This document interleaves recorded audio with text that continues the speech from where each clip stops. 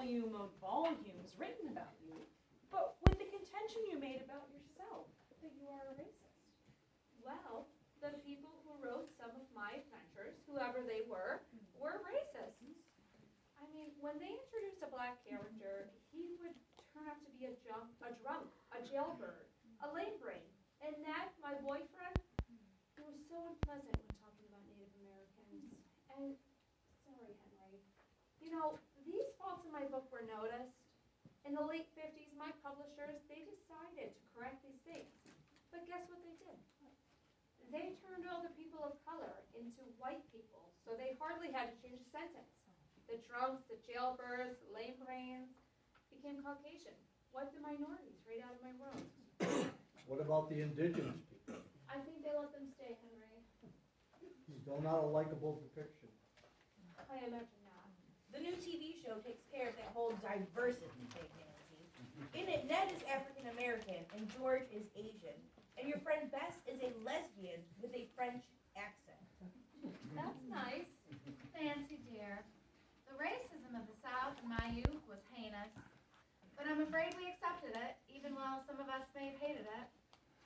I have been a victim of racism many times in my life, Nancy. I'm so sorry, Henry. Perhaps it has made me stronger, wiser, or just sadder. You are a very interesting person, Nancy. Thanks, Huck. I mean, who would think a 16-year-old girl who drives a roadster and solves mysteries would have anything interesting to say to make all these folks listen? I mean, none of my books were written for adults. I bet a lot of adults still read your books, Nancy, because they remember them so fondly. They use them to get back to when they were kids. And that's a very nice thing to do for people who are no longer young. I suppose. I'm sorry you don't know who you are, Nancy, but I understand.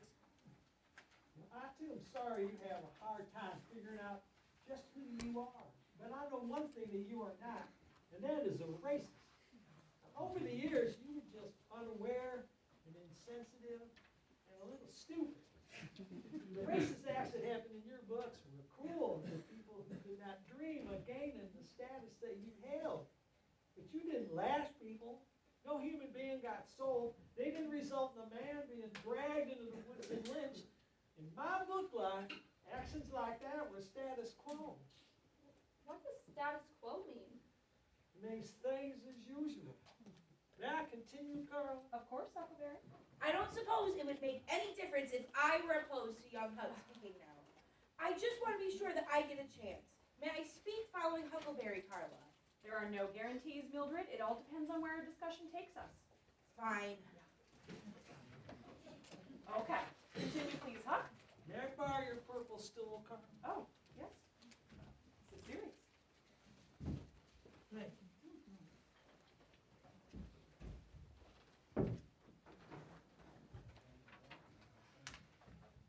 How y'all doing? Good, good. Please raise your hand when you answer this first question. How many of you have read The Adventures of Huckleberry Finn in its entirety, right down to the last page where I lit out for the territories? Wow, it's more than I expected. How many have seen one of the movies or TV versions? You know, one of them even ended with me in a parade going back to St. Petersburg. Let me say, that never happened. Now, if you read the novel, you know that Jim, a slave, was the second most important person in my book. And we escaped St. Pete on a raft going downriver. Me fleeing my path, and Jim escaping slavery to head up the Ohio River to freedom and maybe have a chance to buy back his wife and children who got sold away. Now that's some horrible racism there. Having to buy back your family? Nancy, there's racism and there's racism. You know that in my book, Jim and all the black people are referred to by the N-word. That word occurs 218 times. A word that has become so despised that millions of people now have chosen neither to say it nor write it. Never. Just refer to it with its first letter, as for some reason you have to. Now, Jim, he was my best friend ever. I love that man. We had fun together just floating down the river at the speed of the current, as that's the only speed a raft can go. I would play cruel tricks on him, like pretending I was drowned or something. And when I revealed myself as not drowned, he'd be so overjoyed and pet me and call me honey. Pulling those tricks was cruel of me, but the cruelest trick done to Jim was not by me, but by fate. We passed through a great fog one night when you couldn't see nothing. And on that night, we passed the junction with the Ohio River, where Jim was supposed to head east and to freedom. The fog was so thick we couldn't see it, so we missed it. So instead of running from slavery, poor Jim was running deeper into the heart of slave country. Now that's a damn irony for you. Still, Jim and me had some more adventures. We met people feuding.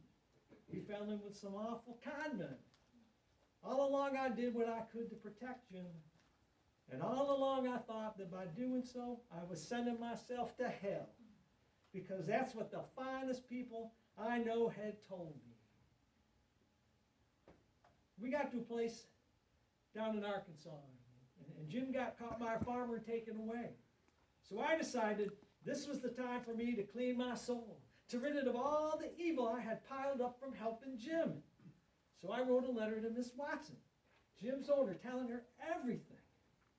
And when I was done, I felt good and clean and heaven bound. But then I thought about all the wonderful things Jim had done for me. So I stared at that letter. I ripped her in half and said, all right, then I'll go to hell. You want some irony? There'd be. I did the right thing and thought I was doing something horrible evil. And it was racism that brought all about. And Miss Nancy, I don't think I ever heard the word racism back then. No siree. Back then, dirty, bloody racism was every day. It was, I think, the status quo. You chose to call it by name, though. And that's where I've been closest to evil, Carla. I'm so sorry, Huckleberry. That is a cross to bear. I bear it all right. It's good to put it down once in a while. Come sit next to me, Huck. That'd be very nice, Miss Nancy. That was so interesting, Huck. A trifle long-winded, but interesting. You're just jealous of my ability to be long-winded because of all your smoking. My turn now, Carla. Sure, Mildred, go for it. I want the stool.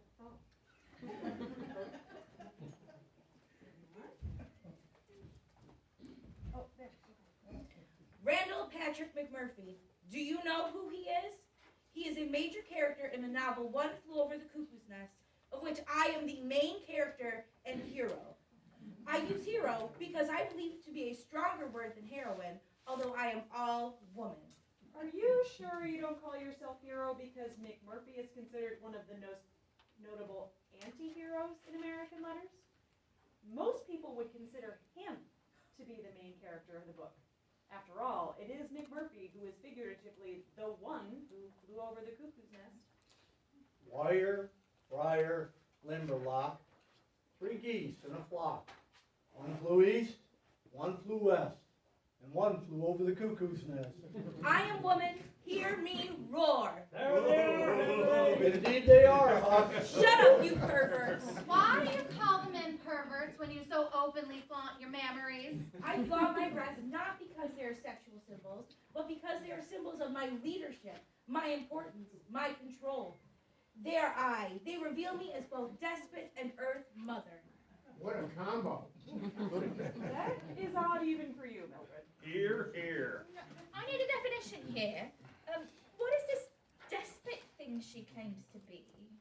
A despot, my dear twit, is a ruler or other person who holds absolute power.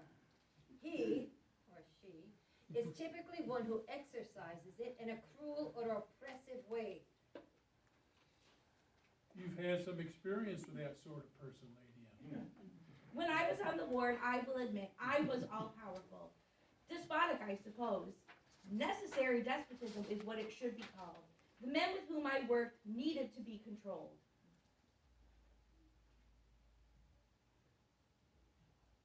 And then came McMurphy. How would you know, you backwater imbecile? The book is in the library. I read it. It's a good read, Mildred. I've said enough for now. Oh, well, for my hearty support for that.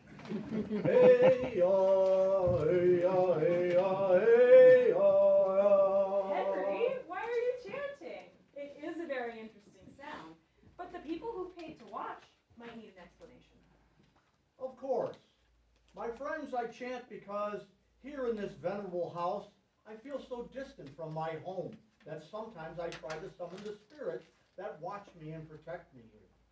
For now I reside in this house on Marley Street, in this eastern city which is so far from the plains, the sprawling forests, and the towering mountains of Absaroka County, Wyoming, and its environs.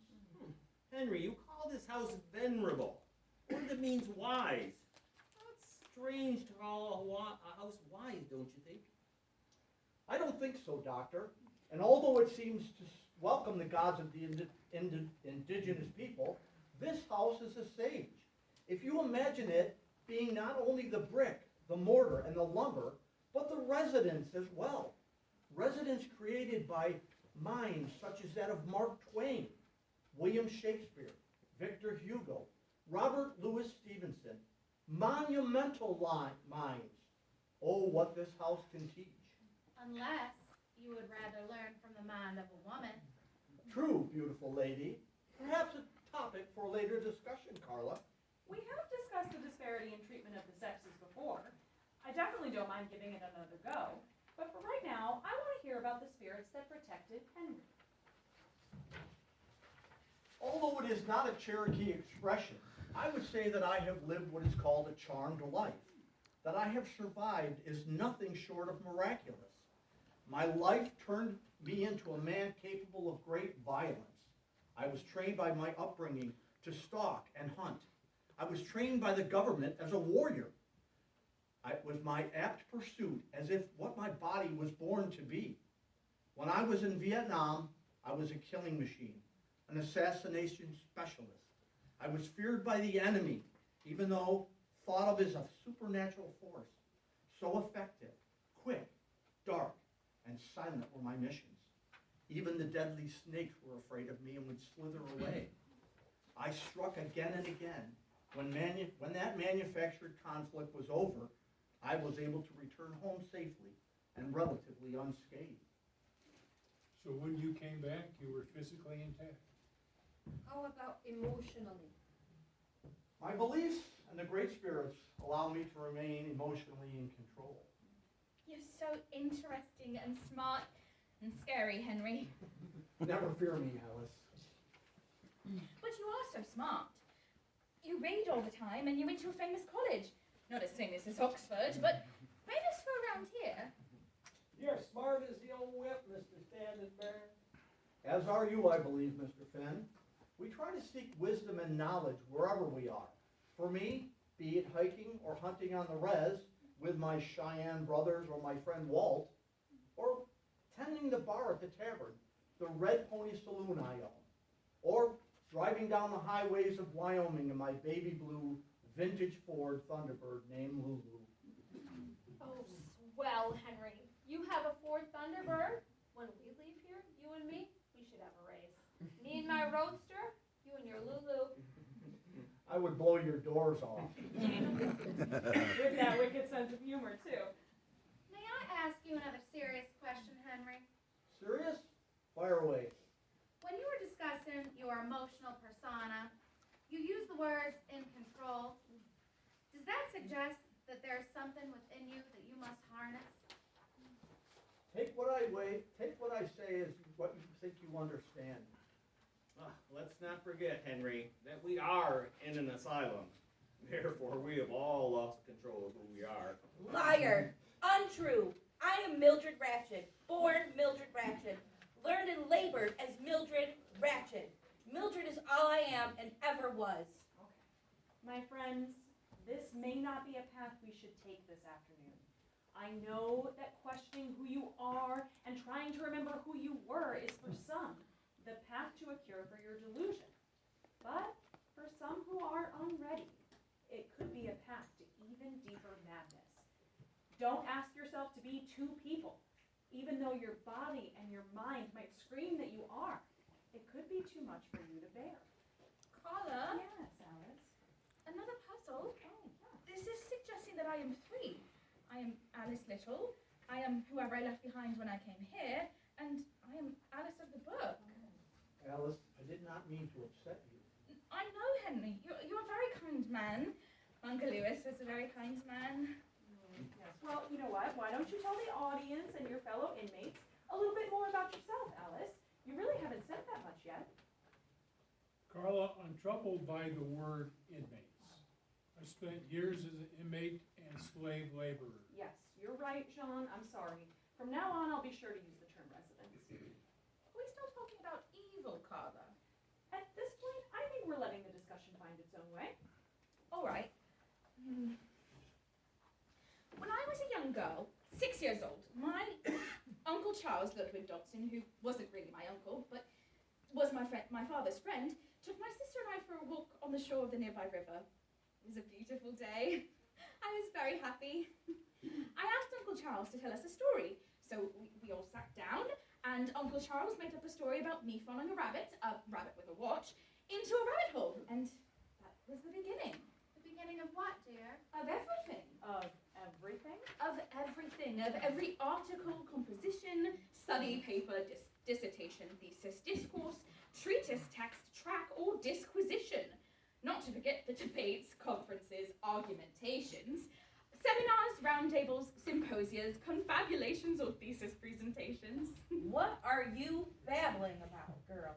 I met so many interesting creatures besides just the rabbit who was in such a hurry. I met a baby who turned into a pig, a mock turtle, walking and talking playing cards, a Cheshire cat, a flamingo who was a croquet mallet, a unicorn, a lion. That sounds like the ingredients of a delightful children's book, Alice. It does, but it isn't. I mean, it is, but it isn't. It should be a compound sentence joined by a semicolon. It is, semicolon, it isn't. It is, but isn't a children's book. Oh, and so much more, that's the thing. Everything in the book, Alice in the Underground, which was the original title, is not what it appears to be. And this troubles you, Alice? Because when my sister and I asked Uncle Charles to write it down, we thought he was writing a story down for children. Instead, it appears he wrote mostly for grown-ups, academics and professors, first at Oxford, the most learned place in all of England, and then everywhere. All of them, thousands over the years, tried to figure out what it was about, and they translated it into 176 languages. It's hard to believe there are so many, but it means that trying to figure it out in 176 languages, and I am at the center, and I do not know what it is about. Well, what do some people think it's about, Alice? Different academics from Oxford and other erudite spots said it was about the absurd, the surreal, symbolism, satire, language, mathematics, eating and devouring, nonsense, rules and games, and imperialism. That's just a trace. There could be a catalogue of things it is or isn't about, and I am at the center of it. Which is why I don't talk often about the book made for me, because I fear that if I talked too long, I would never be able to stop. Then I would become even more insane than I already am, which if you could see inside my head is far more insane than anyone here. Oh, I don't think that's true. With my training, I would be aware. Woman, go find a corner to crawl into and go to sleep. I am at the center, Mildred. You see, Lewis Carroll, which is not his name, it's a pen name. A pseudonym. An alias. Nom de plume. Lewis Carroll told me that the book was my dream. So everything that is or isn't in it came out of my poor head. I think you've said enough for today, love. We don't want you to have an apoplexy. There is one thing that Charles Ludwig Dobson said that I love. He said Alice in Wonderland was a book about seeing joy and happiness. Although some people say he didn't say that at all. Isn't that typical? Joy and happiness. I love it, but I don't get it. I can't find them.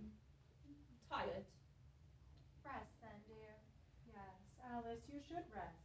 Thank you for sharing what is and what isn't you with the audience.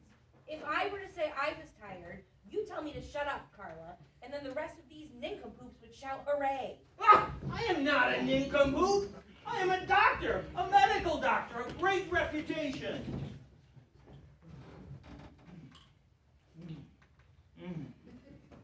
Thank you, Bud. Henry, you were right. You were right about what you said. It is no longer me. The angry me will not return again. That's excellent news.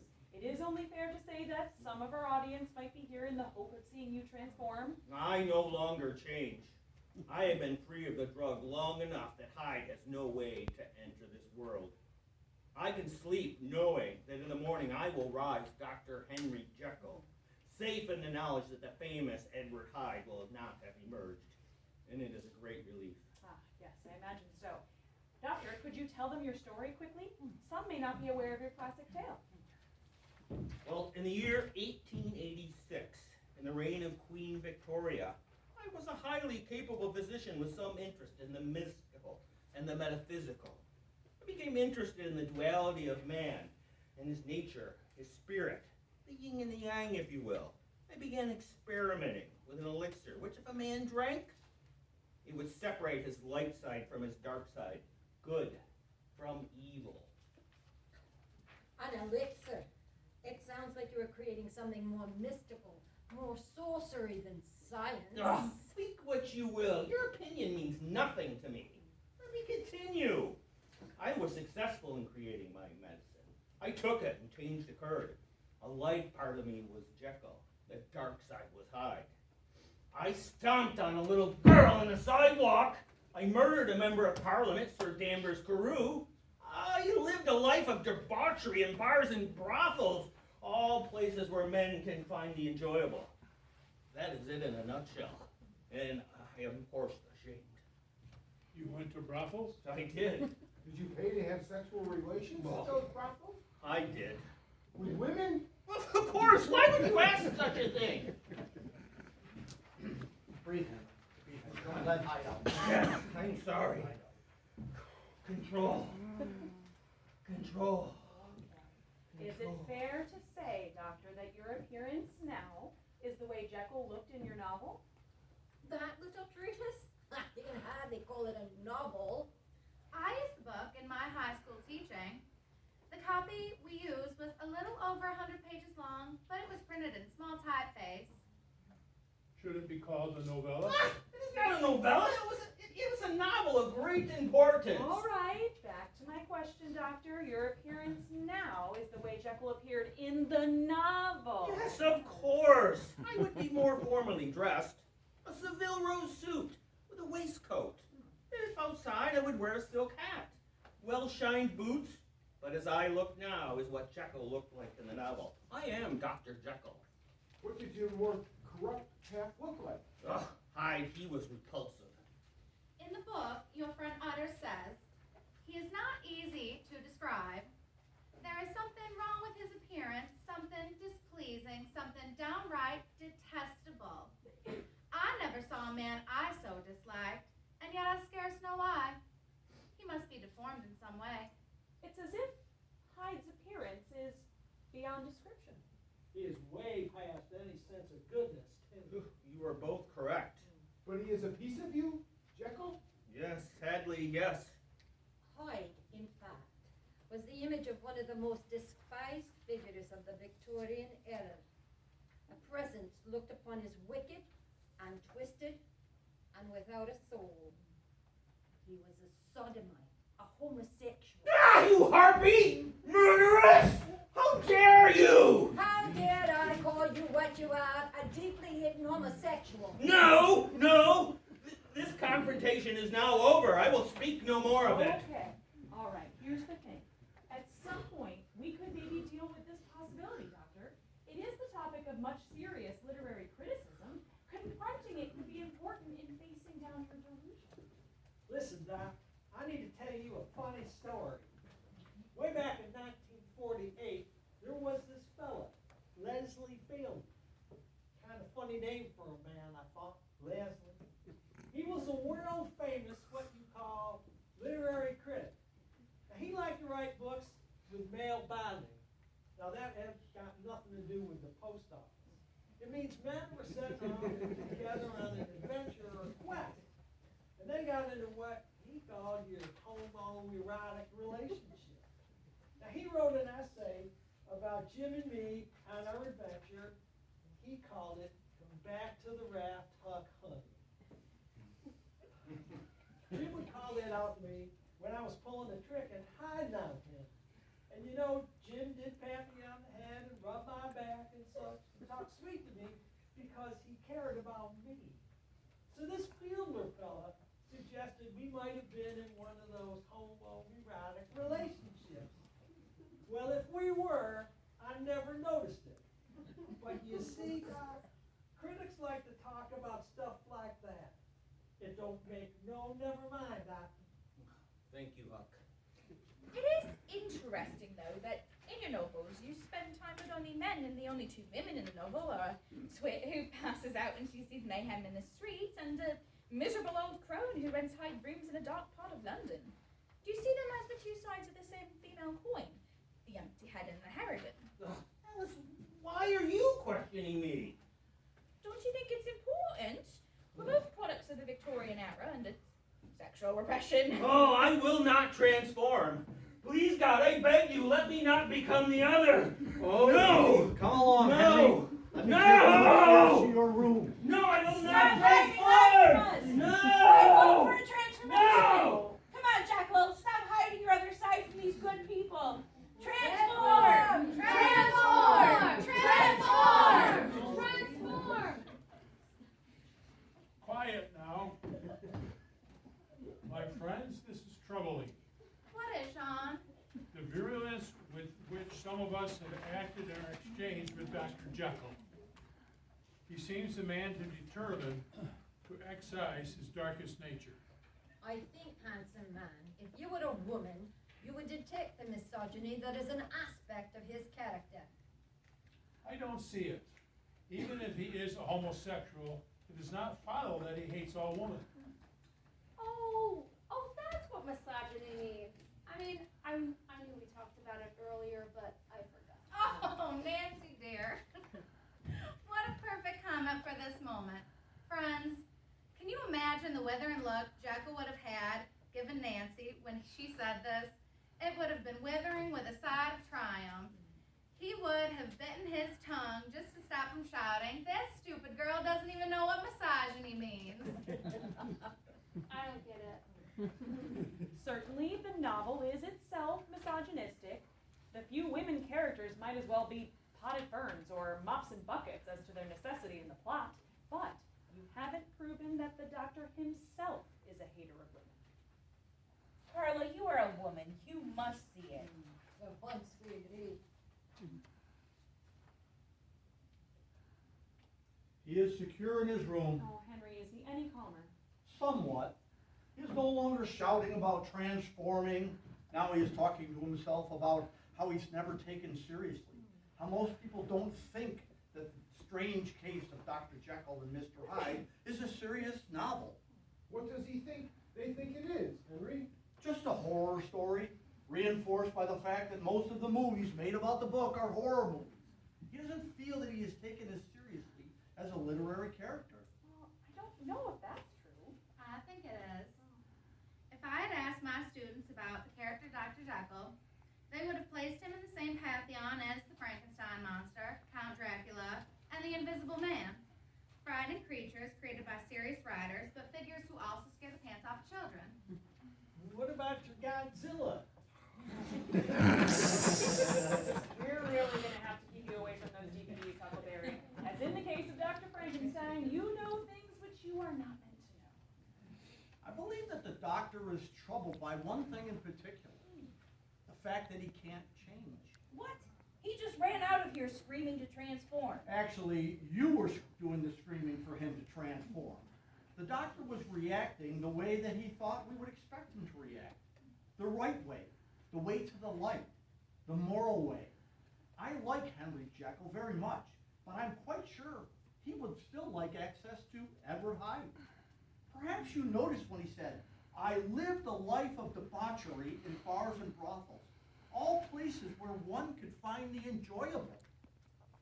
It was there he dropped his guard for a second. He made a Freudian slip, it seems to me. He admitted he found that part of his life still desirable. He liked it. Most of us can symbolically relive our literary lives. You, Huck, could cruise the Mississippi. You, Lou, could rent an old black sedan and tool along Mulholland Drive. I could return to Absaroka County and bow hunt. But it is impossible for Jekyll to become Hyde. He would have to be crazy to think he could. Wouldn't he? So you think Henry Jekyll doth protest too much? I do. Henry, you're an interesting and intelligent man. Here, here. I am an observant man. It has been a successful afternoon, I believe. We've covered so much. Everyone has had a chance to tell us things. Is there anything anyone else would like to add? Why don't you add something, Carla? No, I have not been committed to this institution, Nancy. That's through no fault of ours. Come on, say